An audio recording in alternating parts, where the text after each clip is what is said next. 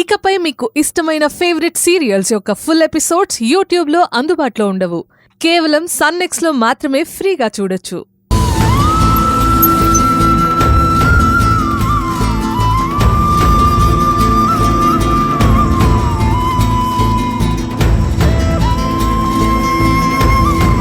నమస్కారం. బాగున్నావా అప్పన్నా?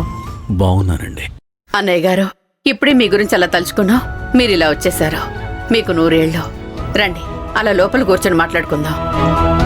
మీకు ఒక విషయం చెప్పి వెళ్దామని వచ్చాను. మీరు అదోలా ఉన్నారేంటి? ఏదైనా సమస్య?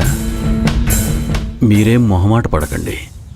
అది ఏ విషయమైనా పర్లేదు, చెప్పండి. అప్పన్నా, మీకు ఇల్లు అద్దెకిస్తానని చెప్పాను కదా. ఆ, నువ్వు వచ్చి వెళ్ళిన తర్వాత నా కూతురికి అల్లునికి ఫోన్ చేశాను.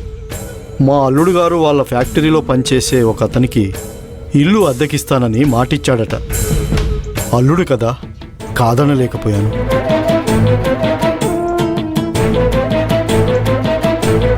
కాబట్టి మీరు తప్పుగా అనుకోకుండా ఇంకొక ఇల్లు చూసుకోండి అని మాత్రం చెప్పకండి. మీకు చేతులెత్తి దండం పెడతాను. కాదనకండి. ఈ ఊళ్ళో మేము చాలా గౌరవంగా బ్రతికాం. అలాంటిది ఇప్పుడు నిలువు నీడ కూడా లేకుండా రోడ్డున పడితే ఇన్నేళ్లు కాపాడుకున్న పరువు మర్యాదలు అన్నీ మంట కలిసిపోతాయి అన్నయ్య గారు.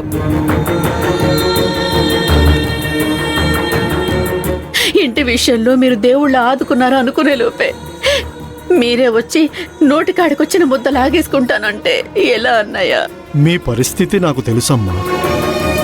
అలాగే నా పరిస్థితి కూడా మీరు అర్థం చేసుకోండి.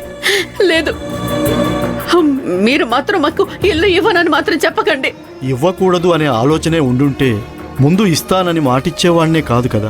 మీ కూతురు అల్లుడితో నేను మాట్లాడతాను. ఆ ఫోన్ ఏదో కలపండి. అవన్నీ జరిగే పనులు కావమ్మా. నేను చెప్పేది అర్థం చేసుకో. ఏం అర్థం చేసుకోవాలో ఏవో. అందరినీ మేము అర్థం చేసుకోవాలి.